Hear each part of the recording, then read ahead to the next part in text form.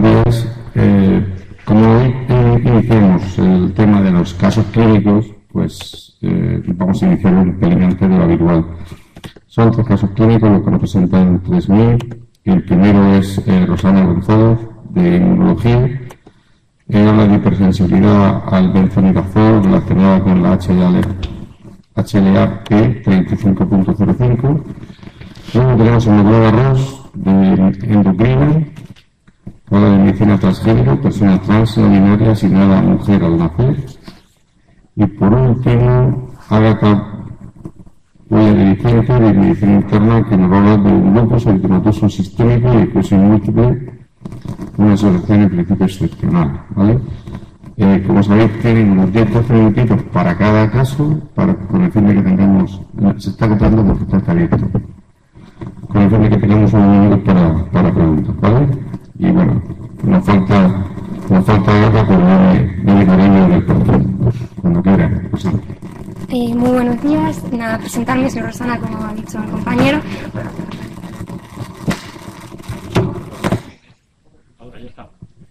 ¿Me quedo con eso? Te quedas con este.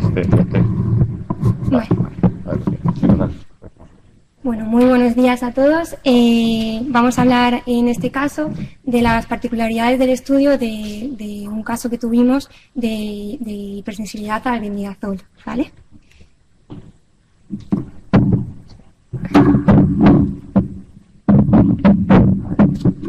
Se trataba de una mujer de 51 años que iba a su médico de familia porque presentaba una clínica de pirosis y dolor abdominal que no resolvía con omeprazol. Como antecedente a destacar, nuestra paciente se diagnosticó en Valencia la enfermedad de Chagas y ella es de origen boliviano. Sin embargo, no completó la pauta de tratamiento del albendazol. Ya en Murcia se le deriva a medicina tropical de nuestro hospital, que nos solicita a nuestro servicio el tipaje de HLA-B para estudiar si la paciente pudiese presentar la hipersensibilidad al albendazol, con el objetivo de continuar o no el tratamiento. El tratamiento de primera línea de la enfermedad de Chagas es el albendazol y necesita una pauta de 100 miligramos cada 8 horas y nada más y nada menos estos meses de duración. Sumado a esto, que presentan normalmente múltiples reacciones adversas. Entonces, a nivel dermatológico, a nivel gastrointestinal y neurológico, lo que conlleva al final que haya una alta tasa de población adulta que abandona el tratamiento. Vale. El motivo de estudio de la hipersensibilidad al albendazol desde nuestro servicio es que en 2015 se publicó desde Barcelona, del Clinic, que había una relación relacionada con la reacción cutánea medicamentosa con albendazol relacionada con el HLA-B3505. Desde entonces se está estudiando, se está solicitando esta susceptibilidad a nivel poblacional, por lo que nosotros también lo hacemos en nuestro hospital. ¿Qué era esto del HLA? Entonces vamos a repasar un poquillo lo que significa y lo que conlleva, ¿vale? Bueno, pues como podéis ver aquí, el complejo mayor de compatibilidad es el responsable al final de la tolerancia y del reconocimiento de agentes externos. Entonces, aquí en el cromosoma 6 tenemos el brazo corto, tendremos pues la región codificante de lo que sería el HLA, clase 2, el DQR y clase 1, el BC y el A, ¿vale? En concreto, la clase 1 está presente en todo el organismo, en todas las células del organismo, un poquito implicada en la tolerancia, y la clase 2 solo está presente en las células inmunocompetentes, que serán las que presenten antígenos. Vale. Esta región del cromosoma 6 es bastante polimórfica, ¿vale? Entonces, en función de eso, va a haber diferencias poblacionales a la hora de estudiar diferentes enfermedades, diferentes susceptibilidades a enfermedad, hipersensibilidad o eficacia a fármacos. En concreto, si nosotros buscamos la frecuencia poblacional del HLA-B35, que es el que tenemos en concreto en el estudio, podemos ver que a nivel del Ecuador, sobre todo en América Latina, hay una mayor frecuencia poblacional de este tipaje, ¿vale? lo que ya nos lleva a pensar que nuestra paciente pudiese ya de base presentar más susceptibilidad a esta hipersensibilidad. En concreto, si lo buscamos, el B3505, la frecuencia en Bolivia, en su país de origen, era del 26% hasta el 65%. Entonces, bueno, esto nos va a indicar un poco qué técnica o cuál no deberíamos de usar. Voy a hablar ahora de técnicas de tipaje, y en esas técnicas de tipaje se diferencian un poco en su resolución. Entonces, voy a hablar de baja resolución, de intermedia y de alta. Un poquito para que me entendáis, porque la nomenclatura que usamos es un poco jerga médica extraña, voy a presentaros un poco lo que significa todo esto. Como veis, la letra va a ser el locus o el gen que queremos estudiar, ¿vale? En concreto, este ejemplo sería, nosotros queremos estudiar aquí el veno, pero este sería los siguientes códigos, los dos dígitos, van a representar el alelo. Nosotros todos tenemos dos alelos, ¿vale? Uno va a ser paterno y otro va a ser materno. Entonces, eso lo tenemos que tener en cuenta porque normalmente vamos a tener los dos alelos. Y el siguiente código, los dos dígitos siguientes, está relacionado con la proteína específica de la receptora en relación a este tipo de hipersensibilidad o susceptibilidad. Vale. Hasta aquí, hasta la zona azul, es lo que solemos estudiar a nivel de rutina clínica en cuanto a lo que es susceptibilidad a enfermedad, lo que he dicho, hipersensibilidad y eficacia a fármacos.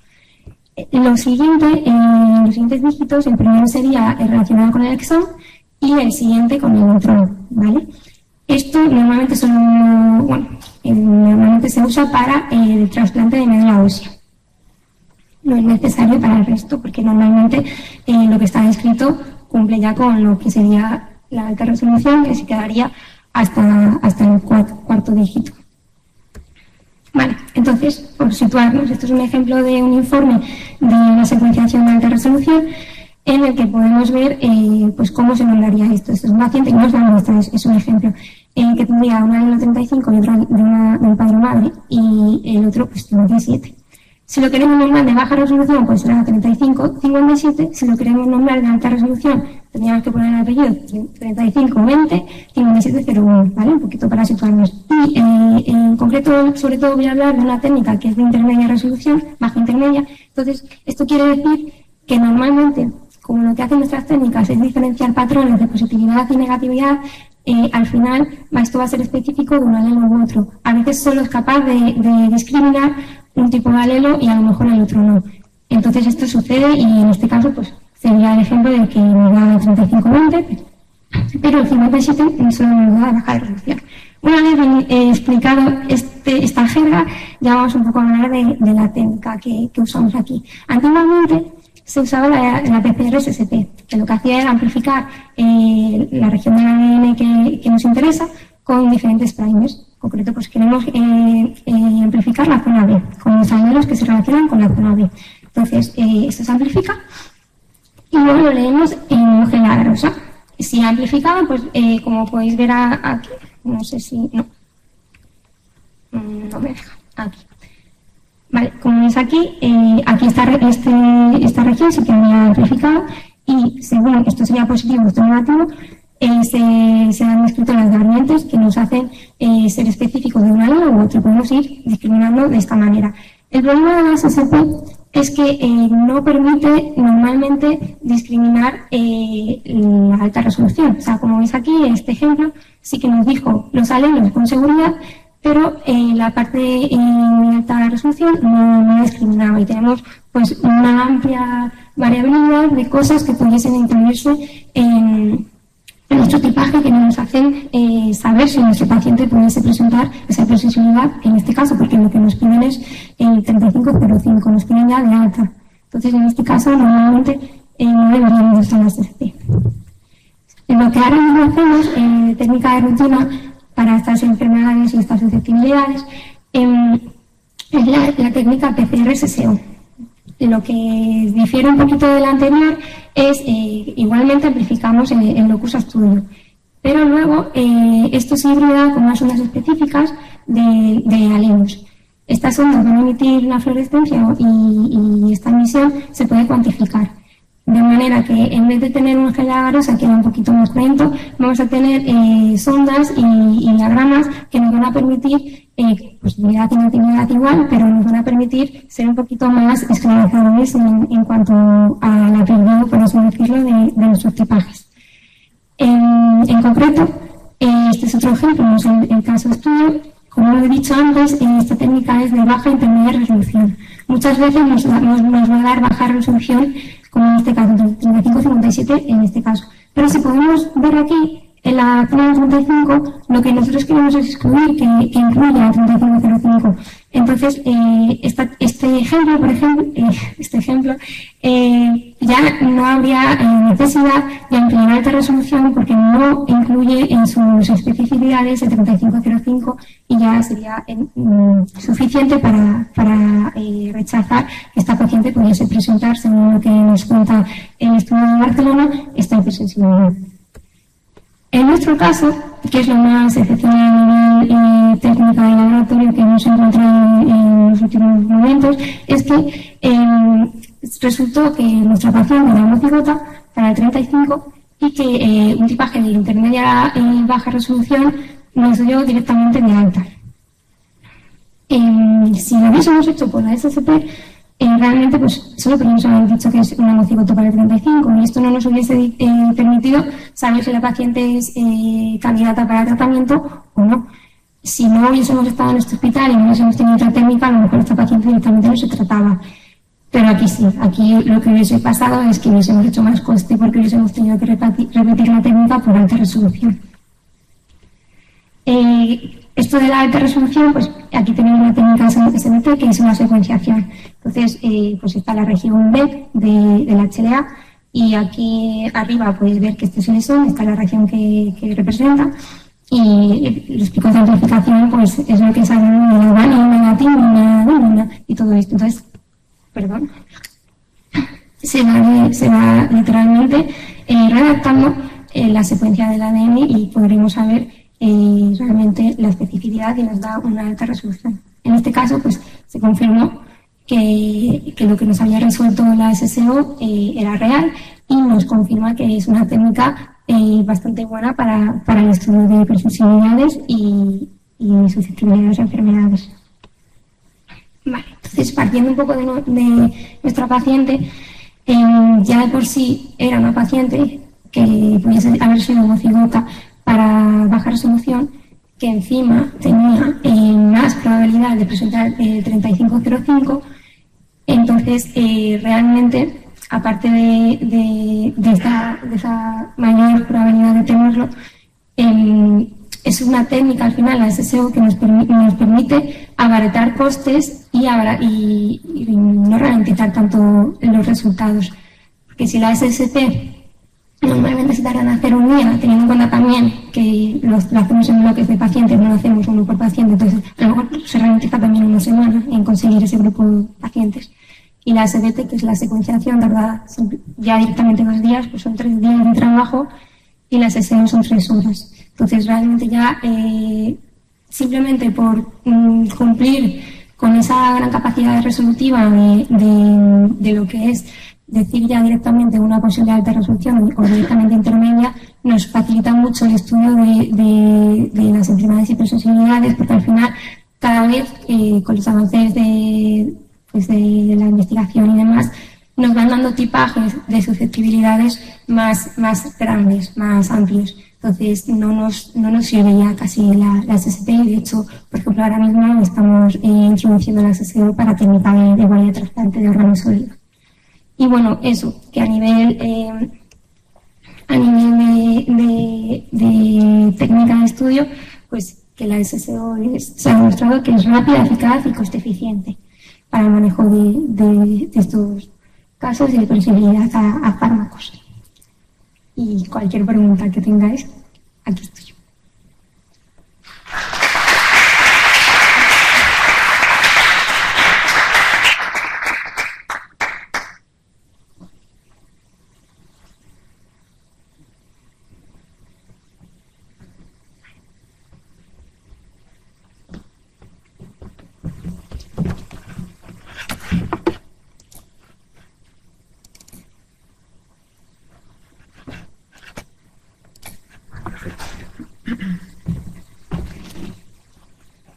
Buenos días a todos. Bueno, yo me presento, soy Inmaculada Ros Madrid y voy a presentar un caso acerca de una persona trans no binaria asignada a mujer al nacer. Bueno, se trata de una chica de 19 años, derivada a las consultas de endocrinología a través de atención primaria por incongruencia de género. Y bueno, vamos a ir presentando distintos conceptos, es muy importante conocerlos, ¿vale? De entrada, expresión de género. Pues bien, lo que nosotros conocemos como la vestimenta, ¿no? La manera que tiene la persona de expresar lo que siente o cómo se siente. Por otro lado, la identidad. Al margen de la expresión que uno utiliza, el lenguaje no verbal, la ropa, es el sentimiento en sí, ¿vale? A lo que vamos a hacer referencia en esta exposición. Por otro lado, la orientación sexual, que uno puede ser homosexual, bisexual, en fin, este concepto no lo vamos a explorar en la consulta, no lo necesitaríamos. Y por otro lado, el sexo, hombre o mujer. Luego, la incongruencia de género que vamos a tratar en esta sesión. Se trata de una falta de conformidad marcada y persistente, y enfatizo en estos dos conceptos, porque en la consulta vamos a explorar esta persistencia, este sentimiento que está patente desde hace mucho tiempo, que la persona siente y la familia ha observado, el entorno familiar. Por otro lado, el concepto cisgénero-transgénero hace referencia a este concepto binario, ¿no? El hombre o mujer, que uno puede sentirse bien, ¿no? Con ese sexo asignado al nacer. Yo soy mujer y me siento mujer. Estamos hablando de un concepto binario, de dos. O, en caso contrario, transgénero. Yo nazco mujer, pero quiero ser hombre. Por otro lado, en el trans no binario, uno nace hombre, nace mujer, pero no se siente como ninguno de los dos. Puede ser una mezcla, más de uno que de otro, o como un continuo. De esta manera tenemos distintos tipos: género queer, fluido, agénero. En esta materia no vamos a entrar porque ya os digo que imaginaros un continuo entre hombre y mujer y que la persona pues elige ser más de uno que de otro, una mezcla. Hay muchos. Entonces, nuestra paciente, cuando llega a la consulta de endocrino, lo primero que tenemos es esta entrevista clínica. El primer paso imprescindible es preguntarle por su nombre. ¿Cómo quiere que la denominemos? Porque no siempre coincide el nombre que aparece en nuestra historia clínica con el nombre el que quiere por el que le llamemos, y el pronombre. En este caso, el nombre era el mismo, quería mantenerlo, y el pronombre también, ¿vale? El femenino. Posteriormente, mediante escucha activa, tenemos que preguntarle a la paciente esta incongruencia, ¿verdad?, desde cuánto tiempo está presente. Y tenemos que dejar que la persona se exprese, porque a través de su discurso vamos a entender cuán marcada y persistente en el tiempo, que es lo que queremos explorar, es esta incongruencia, esta insatisfacción, que es el motivo de ser de esta unidad de género. Además, observar la identidad, binaria o no binaria, a la que hemos estado haciendo referencia. Posteriormente, explorar esa disforia, si es hacia la menstruación, las mamas, la voz, y preguntar acerca de la información socioeconómica, ¿no? Este apoyo familiar, si está o no, que lo vamos a ver en la consulta. ¿Acompañado de quién viene el paciente? ¿De un amigo, de su madre, de su abuela? Todo esto nos va a dar muchísimas pistas de cuánto soporte tiene la persona que está demandando una transición, lo cual implica mucha implicación emocional, ¿verdad? Nos podemos imaginar cuando una persona no se siente a gusto con su identidad, el cambio emocional y bueno, la implicación que tiene para la persona. Además, pues esta entrevista clínica, que puede verse en una o varias sesiones, ¿no?, pues exploraremos las demandas. A lo mejor quieren preservar gametos. Y bueno, estas siglas, el THAG, el CAG, ¿a qué hace referencia? Bueno, últimamente, que quería comentar antes, la terminología se ha modificado, ¿vale? Con el CIE 11, intentando que la terminología sea despatologizante y de afirmación, ¿vale? Anteriormente era disforia de género, ahora es incongruencia de género. La terapia, el THAG, hace referencia a terapia hormonal de afirmación de género. Vamos a utilizar estos fármacos para que la persona se identifique con lo que siente. Y la cirugía afirmativa de género, CAG. Por otro lado, exploraremos lo básico, ¿no? Los antecedentes personales. Si fuma, si bebe, antecedentes personales, enfermedades. Valoraremos dolor abdominal, dificultad respiratoria, síndrome de apnea obstructiva del sueño, cefalea, trastornos menstruales, ambigüedad genital. Todo lo básico más aquello que nos interese aún más en el caso de iniciar terapias hormonales, ¿vale? Por los efectos secundarios que estas tienen. Posteriormente, bueno, valoraremos la exploración física. En nuestro caso, haciendo referencia a la exploración, la paciente presentaba un desarrollo puberal estadio Turner 4, prácticamente totalmente desarrollado, y no se observaban signos de hiperplasia suprarrenal ni de hipogonadismo. Analíticamente, que sería el siguiente paso, ¿no? Pedir estos estudios para valorar que no haya ningún problema. El perfil hormonal hacía referencia a un hiperandrogenismo ovárico. Por lo demás, no había alteraciones destacables que tuviéramos que tener en cuenta. El siguiente paso sería pedir colaboración de otros especialistas. Nos parece importante que la ginecología tenga su papel aquí y valore, a nivel de la exploración y de la ecografía vaginal, en este caso, que no haya ningún problema, ningún tumor, ningún ovario poliquístico, que tengamos que tener en cuenta antes de iniciar una terapia hormonal, ¿vale? Y en segunda instancia, o bueno, a la vez, salud mental. Y la colaboración en salud mental no la hacemos como para que cuestione al paciente su incongruencia de género, sino para que en este momento de transición lo acompañe. Me parece fundamental, nos parece fundamental que esto esté presente, porque la persona está teniendo problemas con su identidad y va a haber una transición personal, emocional, social y judicial en el que lo puede acompañar, y el soporte es fundamental. Hace que la persona lo lleve muchísimo mejor. Entonces, nuestra paciente de 19 años que tenía incongruencia de género, era mujer, quería seguir llamándose de la misma manera, tenía disforia a los caracteres femeninos y los quería masculinos, de forma que estaba interesada en la terapia hormonal de afirmación de género, en este caso con testosterona. Se utilizó Testogel 50 miligramos en forma de gel transdérmico y se le indicó una aplicación nocturna.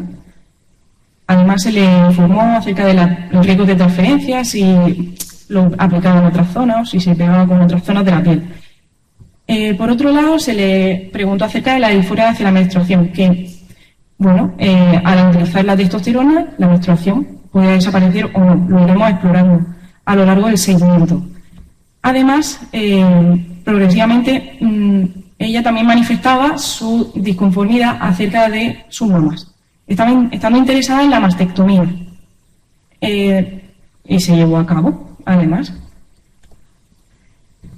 Bueno, quiero hacer referencia al consentimiento informado como una parte fundamental en la entrevista clínica. En la cirugía se sobreentiende que se va a preguntar, pero en la terapia hormonal de afirmación de género también.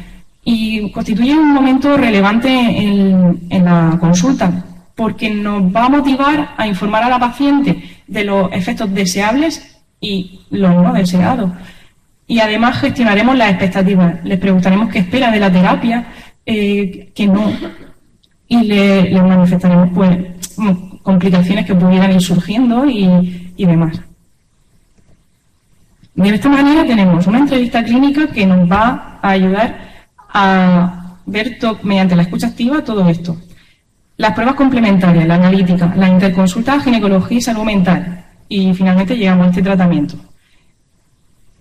Actualmente, esta medicina transgénero es muchísimo más visible. Hay más aceptación hacia esta materia. Y por ende, hay un aumento de la demanda. Y a nosotros en los hospitales nos tiene que pillar preparados. Tenemos que, en los hospitales y a nivel general, ¿no? De esta manera, pues, se ha observado además que el 25-35% de las personas trans son no binarias. son trans no binarias. Entonces, esto nos tiene que hacer unirnos, crear protocolos y unidades especializadas para ofrecer un tratamiento de calidad a estas personas que tienen un problema, que tienen esta incongruencia de género. En nuestro caso, esta paciente llega a través de atención primaria, a través de una interconsulta no presencial a endocrinología, y nosotros lo recibimos.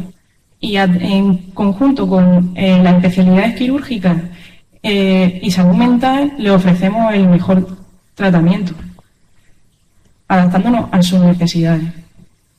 En concreto, esta paciente, en la evolución, consiguió esta transición, consiguiendo ese resultado que se asociaba más a lo que ella sentía como su identidad de género. De esta manera, quiero recalcar como conclusión la importancia de la medicina transgénero con esta perspectiva despatologizante y este abordaje afirmativo de género.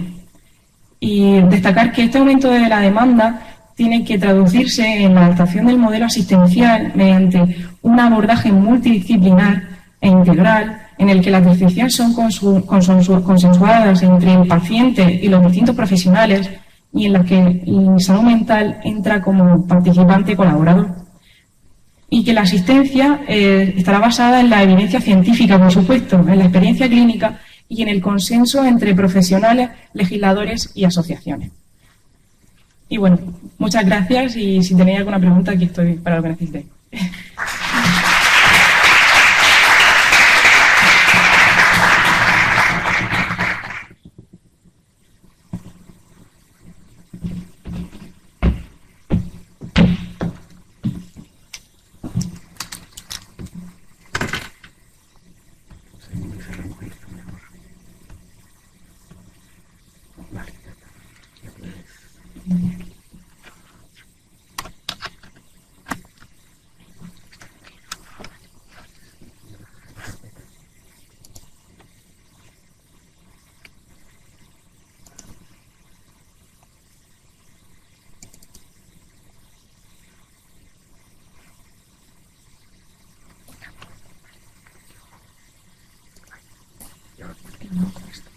Vale.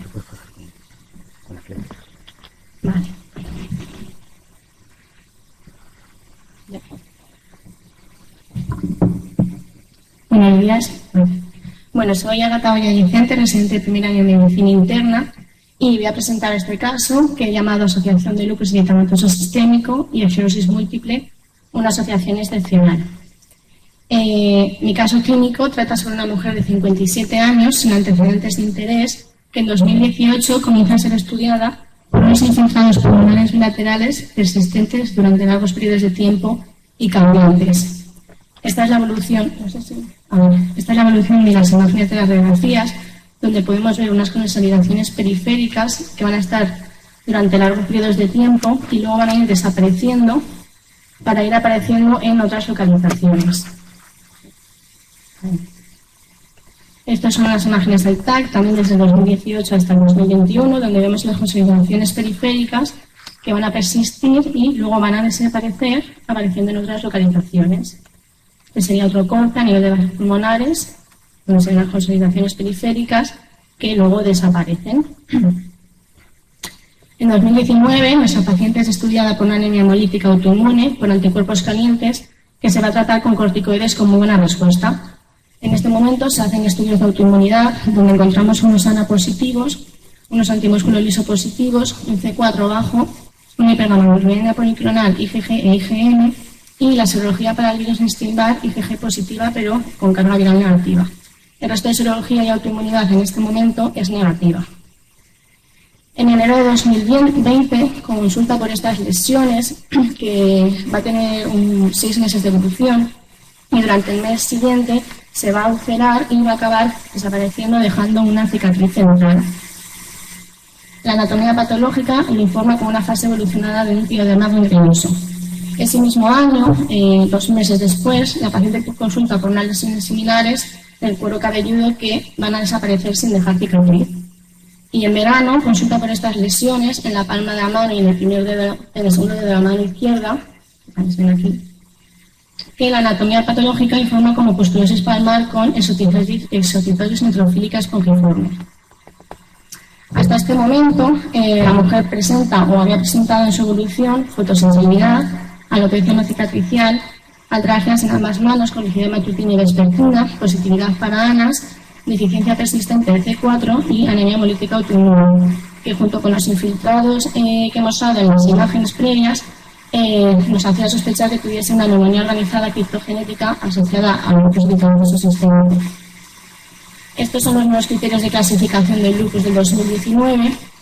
Para poder clasificar a un lupus necesitamos un criterio clínico y sumar mayor o igual a 10 puntos.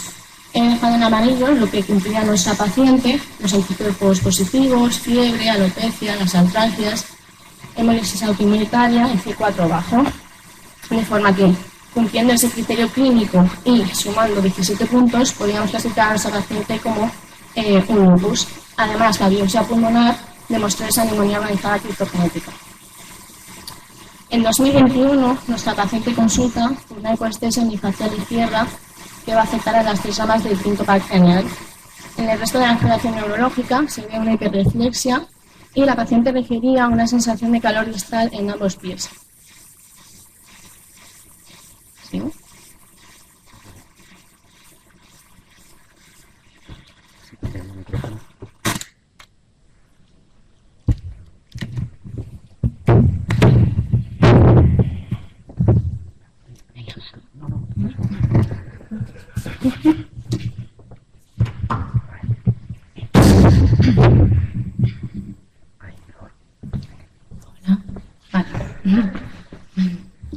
Bueno, no llego, pero bueno. Bueno, refería a esa sensación de calor distal en ambos pies, pero no tenía alteración tactalgésica ni vibratoria en las extremidades. Ampliamos el estudio realizando una punción lumbar, donde vimos unas bandas oligoclonales IgG presentes en el líquido y ausentes en el suero. Los potenciales evocados mostraron una neuritis óptica derecha y pedimos anticuerpos, MOGA, apoporina 4, onconeuronales y anticardiolipina, que eran negativos. Repetimos las serologías también negativas y no tenía ningún déficit de vitaminas que justificase la clínica. En la resonancia se vieron múltiples lesiones supra- e infratentoriales en la sustancia blanca, troncoencéfalo y columna, pudiendo diagnosticar a nuestros pacientes de una esclerosis múltiple. Estos son los criterios de McDonald de 2017. Para poder diagnosticar una esclerosis múltiple necesitamos 3 cosas: que cumpla una diseminación en el tiempo, que nos serviría o bien 2 brotes clínicos separados por un mes, o bien lesiones en la resonancia que capten diferente, o bien las bandas oligoclonales. Una diseminación en el espacio, que es que tenga más de 2 lesiones, y que no haya nada que justifique la clínica. Entonces, nuestra paciente había tenido un brote clínico, tenía más de 2 lesiones en las pruebas en la resonancia, y la diseminación en el tiempo con otro brote clínico no lo cumplía, pero sí lo cumplía captando con las lesiones que captaban de diferente forma, y además presentaba las bandas oligoclonales. Estas son unas imágenes que muestran esas lesiones. Estos son los dedos de Dawson, que son típicos de la esclerosis múltiple, las lesiones periventriculares, en troncoencéfalo, listocorticales, en la columna. Vale. Entonces, ¿qué es una esclerosis lupoide? Bueno, pues el lupus y la esclerosis múltiple son enfermedades autoinmunes que cuando afectan al sistema nervioso central lo van a hacer de forma muy definida. Pero hay veces que pueden hacerlo de forma combinada o interpuesta, y eso es lo que se le llamaría esclerosis lupoide, a la asociación de lupus, esclerosis múltiple, o tener características clínicas de esclerosis múltiple con datos de laboratorio de lupus. Entonces, en nuestra paciente era importante determinar si esas manifestaciones neurológicas y las lesiones en la resonancia eran causadas por el lupus o verdaderamente estábamos ante las 2 enfermedades. Entonces, ¿qué iría a favor de la esclerosis múltiple? Pues el tipo de las lesiones que presentaban el cerebro y la médula, la afectación del nervio óptico, la presencia de bandas oligoclonales en el líquido cefalorraquídeo y ausencia en suero, que el líquido fuese normal porque un neurolupus presentaría pliocitosis, y los anticuerpos anticardiolipina negativos, porque cuando el lupus produce mielitis, en su patogenia participan estos anticuerpos. ¿Y qué quería encontrar en la esclerosis múltiple? Pues las manifestaciones extraneuronales que tenía nuestra paciente, la afectación pulmonar, las dermatosis neutrofílicas y las alteraciones hematológicas. Esta es una tabla que explica lo que acabo de decir, las diferencias entre esclerosis múltiple y neurolupus. pues la neuritis óptica iría a favor de la esclerosis múltiple, la forma y distribución de las lesiones tanto en la médula como en el cerebro irían a favor de la esclerosis múltiple, las bandas oligoclonales también irían a favor, que el líquido sea normal también iría a favor, y los anticuerpos anticardiolpinas, pues, que son negativos. Y que nos hace pensar que aún así tenía un lupus, pues que tenía los ANA positivos y todas esas manifestaciones extraneurológicas que solo se explicaban por el lupus. Entonces, como conclusión, la esclerosis múltiple y el lupus son enfermedades autoinmunes cuya coexistencia en un mismo paciente es muy, muy infrecuente. Y cuando esto ocurre, cuando están asociadas, se le llama esclerosis lupoide. Y debemos sospecharlo ante manifestaciones neurológicas que cumplan criterios de esclerosis múltiple sin poder justificarse por otra etiopatogenia y que además pues, cumplan los criterios de lupus.